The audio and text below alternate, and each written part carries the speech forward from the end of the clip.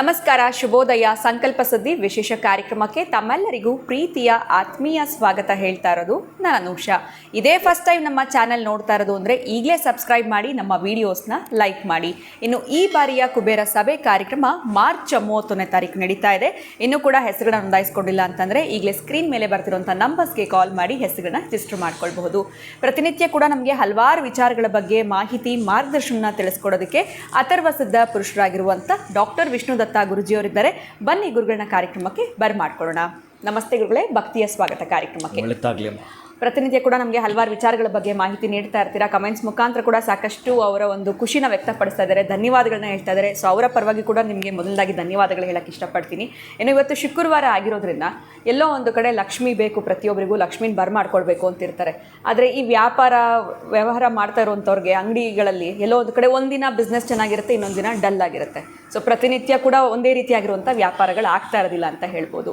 ಈಗ ಎಲ್ಲೋ ಒಂದು ಕಡೆ ಬಂದು ವ್ಯಾಪಾರ ಮಾಡುವಂಥವ್ರ ಕೈಗುಣ ಚೆನ್ನಾಗಿರುತ್ತಾ, ಅಥವಾ ಪ್ರತಿನಿತ್ಯ ಕೂಡ ನನಗೆ ಒಂದೇ ರೀತಿಯಾಗಿರುವಂಥ ವ್ಯಾಪಾರ ಆಗಬೇಕು ಅಂತಂದರೆ ಏನು ಮಾಡಬೇಕಾಗತ್ತೆ, ಹೇಗೆ ನಾವು ಲಕ್ಷ್ಮಿನ ಒಲಿಸ್ಕೊಳ್ಳುವಂಥದ್ದು, ಇದ್ರ ಬಗ್ಗೆ ಇವತ್ತಿನ ಕಾರ್ಯಕ್ರಮದಲ್ಲಿ ತಿಳಿಸ್ಕೊಡಿ ಗುರುಗಳೇ. ಓಂ ಗಂ ಗಣಪತಯೇ ನಮಃ, ಐಂ ಮಹಾಸರಸ್ವತಿ ನಮಃ. ಪ್ರೀತಿಯ ಬಂಧುಗಳೇ, ವ್ಯವಹಾರಗಳು ಯಾವಾಗಲೂ ಚೆನ್ನಾಗಿರಬೇಕು ಅಂತಲೂ ಅಲ್ಲ, ಆಮೇಲೆ ನಷ್ಟದ ಭೀತಿಗೆ ಒಳಗಾಗಿದೆ ಅಂತ ಕೊರಗೋದು ಅಲ್ಲ. ಅದಕ್ಕೆ ಈ ವ್ಯಾಪಾರಗಳನ್ನು ಸುಖ ದುಃಖಕ್ಕೆ, ಈಗ ರೈಮಿಂಗ್ಸು, ಲಾಭ ನಷ್ಟಗಳಿಗೆ ಹೋಲಿಸಿದ್ದಾರೆ. ಲಾಭ ಅದರ ವಿರುದ್ಧ ಪದ ನಷ್ಟ ಆಗಲೇಬೇಕಾ? ಒಂದು ದಿನ ಅದು, ಒಂದು ದಿನ ಇದು.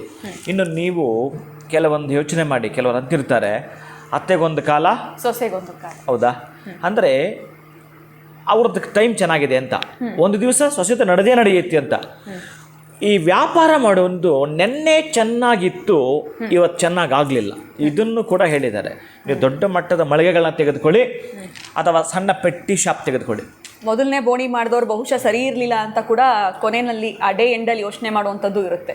ಈ ಬೋಣಿ ಅನ್ನೋ ಪದ ಕೇಳಿದ್ದೀರಲ್ವ? ಹೌದು. ಬಹುಶಃ ಈ ಬೋಣಿ ಅನ್ನೋದಿದೆಯಾ ನೋಡಿ, ಇಲ್ಲಿ ಸ್ವಲ್ಪ ನಾವು ಗಮನಿಸಬೇಕಾಗಿರುವಂಥದ್ದು. ಎಂತಹ ವ್ಯಕ್ತಿಗಳು, ಅದೇ ಒಬ್ಬ ಇಂಜಿನಿಯರ್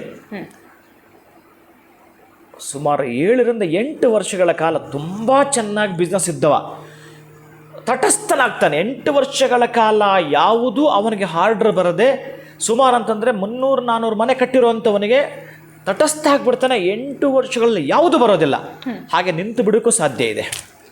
ಆಮೇಲೆ ಸಡನ್ನಾಗಿ ಉತ್ಪತ್ತಿ ಆಗಲಿಕ್ಕೂ ಸಾಧ್ಯ ಇದೆ. ಅದೇ ಇದನ್ನೆಲ್ಲ ಏನಂತಾರಂದ್ರೆ, ನಾನು ಮೊನ್ನೆ ಹೇಳಿದೆ ಏಂಜಲ್ಸ್ ಬಗ್ಗೆ. ಆಮೇಲೆ ಸಾಯಂಕಾಲ 24 ನಿಮಿಷ ಮೊದಲು ನಾವು ಅಶ್ವಿನಿ ದೇವತೆಗಳ ಕೃಪೆಗೆ ಒಳಗಾಗೋದು, ಇದೆಲ್ಲವೂ ಇದೆ. ಎಲ್ಲಿ ಸ್ವಲ್ಪ ನಾವು ತೆಗೆದುಕೊಳ್ಬೇಕಾಗಿರೋದು ಅಂತಂದರೆ, ಗಮನ ಕೊಡಬೇಕಾಗಿರೋದು ಈ ತಾಯಿ ಮತ್ತು ಮಗು, ಈ ಪ್ರೀತಿಯ ಬಾಂಧವ್ಯ. ಆ ತಾಯಿ ಅನ್ನೋಳು ಮಗನ ಮೇಲೆ ಇಟ್ಟಿರೋ ಪ್ರೀತಿ ಇರುತ್ತಲ್ಲ, ನನ್ನ ಮಗ ಬರಬೇಕು, ಅವನಿಗೆ ತಿನ್ನಿಸ್ಬೇಕು, ಉಣ್ಣಿಸ್ಬೇಕು, ಎಷ್ಟು ಮಮಕಾರ ಇಟ್ಕೊಂಡಿರ್ತಾಳಂದರೆ ಅಷ್ಟೇ ಮಮಕಾರ ನೀವು ಒಂದು ವ್ಯಾಪಾರದಲ್ಲಿ ಇಟ್ಕೊಂಡ್ರೆ. ಆ ವ್ಯಾಪಾರದಲ್ಲಿ ಈಗ ಮಗ ಏನೋ ತಪ್ಪು ಮಾಡ್ದ, ನೀವು ಎಷ್ಟು ಚೆನ್ನಾಗಿ ಎಕ್ಸ್ಕ್ಯೂಸ್ ಕೊಡ್ತೀರಿ, ಎಷ್ಟು ಚೆನ್ನಾಗಿ ಅವನ್ನ ಕ್ಷಮಿಸ್ತೀರಿ. ಹಾಗೆಯೇ ವ್ಯಾಪಾರದಲ್ಲೇ ನಿಮ್ಮ ಮನಸ್ಸಿಗೆ ನೀವೇ ಸಮಾಧಾನ ಮಾಡಿಕೊಳ್ಳುತ್ತಾ, ನಾನು ಇದೆಲ್ಲ ಸಕ್ಸಸ್ ಕಾಣಲೇಬೇಕು ಅನ್ನೋದನ್ನು ತಿಳಿದುಕೊಂಡು ಈ ನಿಂಬೆಹಣ್ಣು ಹೊಡಿತಾರೆ. ಇನ್ನು ಕೆಲವರು ಮೆಣಸಿನಕಾಯಿ ಒಂದು ಇಟ್ಟು 2 ನಿಂಬೆಹಣ್ಣು, ಇದೆಲ್ಲವೂ ಕೂಡ ಶಾಸ್ತ್ರಸಮ್ಮತವಾಗಿರೋದೆ, ಬೇರೆ ಇನ್ನೇನೋ ಅಲ್ಲ. ನಂಬಿಕೆಯಿಂದ ಇರೋಂಥದ್ದೇ, ಮೂಢನಂಬಿಕೆ ಅಲ್ಲವೇ ಅಲ್ಲ. ಮೂಢನಂಬಿಕೆ ಬೇರೆ, ಅದು ಒಂದು ಲಿಸ್ಟ್ ಇದೆ, ಅದು ಬೇರೆ. ನಾನು ಏನು ಹೇಳ್ತೀನಿ ಅಂತಂದರೆ, ಬಹಳ ಪ್ರಮುಖವಾಗಿರ್ತಕ್ಕಂತಹ ಘಟ್ಟ ಏನು ಅಂದರೆ, ಈ ವ್ಯಾಪಾರ ಮಾಡೋಂಥವ್ರಿಗೆ ಇವತ್ತು ಚೆನ್ನಾಗಿ ನಡೀತು, ನಾಳೆ ನಡೀಲಿಲ್ಲ. ಆದರೆ ನಡೆದಿದೆಯಲ್ಲ, ಅದನ್ಯಾಕೆ ತಗೊಳ್ಳಲ್ಲ? ನಡೆದಿದೆ, ಆದರೆ ದಿನನಿತ್ಯನೂ ಹಾಗೆ ಆಗಬೇಕು ಅನ್ನೋ ಒಂದು ಎಕ್ಸ್ಪೆಕ್ಟೇಷನ್. ನೀವು ಬೋಣಿ ಅನ್ನೋ ಪದದ ಹತ್ರ ಈಗ ಮಾತಾಡೋಣ. ಆ ತಾಯಿ ಮಗನ ಸಂಬಂಧ ಹೇಗಿರುತ್ತೋ ಹಾಗೆಯೇ ಇದ್ದು ನೀವು ಮಾಡ್ತೀನಿ ಅನ್ನೋದಾದರೆ, ಪ್ರತಿ ದಿವಸ ನೀವು ಆ ವ್ಯಾಪಾರವನ್ನು ಮಾಡೋವಾಗ ಒಂದು ಮಂತ್ರ ಇದೆ.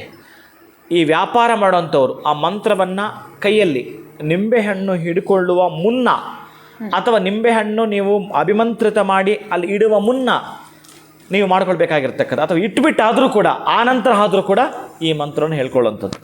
ಯಾರು ಈ ಮಂತ್ರವನ್ನು ಹೇಳ್ಕೊಳ್ತಾರೋ, ಯಾರೋ ಒಬ್ಬಾತ ನಮ್ಮ ಅಂಗಡಿಗೆ ಬೆಳಗ್ಗೆ ಬಂದಿದ್ನಪ್ಪ, ಏನು ಬೋಣಿ ಮಾಡಿದ್ನೋ ತುಂಬ ಚೆನ್ನಾಗಾಯಿತು ಅಂತಾರೆ. ಇನ್ನು ಕೆಲವರು ಬೆಳಗ್ಗೆ ಬಂದು ನೋಡಿದಾಗ ಇನ್ನು ಅವ್ರೇನು ಬೈಕೊಳ್ಳೋಕ್ಕಾಗಲ್ಲ, ಏನು ಮಾತಾಡಲ್ಲ, ಏನೋ ನಮ್ಮ ಟೈಮು ನಮ್ಮ ಕರ್ಮ ಅಂತ ಸುಮ್ಮನಾಗ್ಬಿಡ್ತಾರೆ. ಯಾರೋ ಒಬ್ಬರು ಬಂದದ್ದು ದಿನ ಚೆನ್ನಾಗಿ ಬೋಣಿ ಆಯಿತು ಅಂತೇಳಿ ಮಾಡ್ತಾರಲ್ಲ, ಅವ್ರನ್ನ ಮತ್ತು ನೆನಪು ಮಾಡ್ಕೋಬೇಕು. ನಾಳೆ ಬೆಳಗ್ಗೆ ಅದೇ ವ್ಯಕ್ತಿನ ನೆನಪು ಮಾಡಿಕೊಂಡು ಈ ಮಂತ್ರವನ್ನು ಹೇಳ್ಕೋಬೇಕು ಪ್ರತಿನಿತ್ಯ. ಅಂದರೆ ನಾನು ಅವನಿಗೊಂದು ಗೋಲ್ ಇರುತ್ತೆ, ನನ್ನ ಅಂಗಡಿ ಅವನದೇ ಲೈನಲ್ಲಿ ಅಥವಾ ಬೇರೆ ಇನ್ಯಾರದ್ದೋ ಅವರ ರಿಲೇಷನ್ಸ್ ಇನ್ಯಾರೋ ಅವ್ರ ಕೊಲೀಗ್ ಇಟ್ಕೊಂಡಿರ್ತಾರೆ, ಅವರಿಗಿಂತಲೂ ನಾನು ಚೆನ್ನಾಗಿರಬೇಕು ಈ ವ್ಯಾಪಾರದಲ್ಲಿ ಅನ್ನೋ ಸಂಕಲ್ಪ ಇಟ್ಕೊಂಡು ಉಚ್ಚಿಷ್ಟ ಗಣಪತಿಯನ್ನು ಪ್ರಾರ್ಥನೆ ಮಾಡಬೇಕು ಅವರು. ನೀವು ಶುಕ್ರವಾರವೋ ಸೋಮವಾರವೋ ನೀವು ಕೇಳೋ ಶುಕ್ರವಾರದ ಮಹಾಲಕ್ಷ್ಮಿ ಒಲಿಬೇಕಾದ್ರೂ ಕೂಡ ಇಲ್ಲಿ ಉಚ್ಚಿಷ್ಟ ಗಣಪತಿ ಓಂ ಶ್ರೀಂ ಗಂ ಶ್ರೀಂ ಉಚ್ಚಿಷ್ಟ ಗಣಪತಯೇ ನಮಃ ಈ ಮಂತ್ರವನ್ನು ಕೇವಲ 21 ಬಾರಿ ಹೇಳ್ಕೊಳ್ಳುವಂಥದ್ದು ಬಾಗಿಲು ತೆಗೆಯುವಾಗ. ಮತ್ತು ನೀವು ಆ ಒಂದು ವ್ಯವಹಾರ ಸ್ಥಳದಲ್ಲಿ ನಿಮ್ಮ ಅಂಗಡಿನಲ್ಲಿ ನೀವು ಆ ಧೂಪವನ್ನು ಹಾಕೋ ಮುಖಾಂತರ ಈ ಮಂತ್ರವನ್ನು ಹೇಳ್ಕೊಳ್ಳುವಂಥದ್ದು. ನಂತರ ನೀವು ಬಾಗಿಲು ಹಾಕಬೇಕಾದ್ರೂ ಕೂಡ ಈ ಮಂತ್ರವನ್ನು ಹೇಳಿಕೊಳ್ಳುತ್ತಾ, ಯಾವುದೋ ಒಬ್ಬ ವ್ಯಕ್ತಿ ಇದ್ನಲ್ಲ, ಆ ವ್ಯಕ್ತಿ ಬಂದಾಗ ಬೋಣಿ ಅಂತ ಹೇಳಿದ್ರಲ್ಲ ನೀವು, ಆ ಬೋಣಿ ಚೆನ್ನಾಗಿ ನಡೀತು ಅಂತ ಹೇಳಿದ್ರಲ್ಲ, ಅಂತಹ ಬೋಣಿ ಮತ್ತು ನಡಿಬೇಕಾದ್ರೆ ಈ ಮಂತ್ರ ಹೇಳ್ಕೊಳ್ಳಿ, ಆ ವ್ಯಕ್ತಿ ನೆನಪು ಮಾಡ್ಕೊಳ್ಳಿ, ಅದ್ಭುತವಾಗಿ ನಡೆಯುತ್ತೆ. ಖಂಡಿತ ಗುರುಗಳೇ, ಸರಳವಾಗಿರುವಂಥ ಪರಿಹಾರ ವ್ಯಾಪಾರ ಎಂದಿನಂತೆ ಚೆನ್ನಾಗಿ ಆಗಬೇಕು ಅಂತಂದರೆ ಯಾವ ಒಂದು ಗಣಪತಿಯ ಬೀಜ ಮಂತ್ರವನ್ನು ಪಠನೆ ಮಾಡಬೇಕಾಗತ್ತೆ ಅನ್ನೋದ್ರ ಬಗ್ಗೆ ತಿಳಿಸ್ಕೊಟ್ಟಿದ್ರೆ ಇವತ್ತಿನ ವಿಡಿಯೋನಲ್ಲಿ. ಬಹಳ ಧನ್ಯವಾದಗಳು ತಮಗೆ. ನಮಸ್ಕಾರ. ಹರೇ ಶ್ರೀನಿವಾಸ.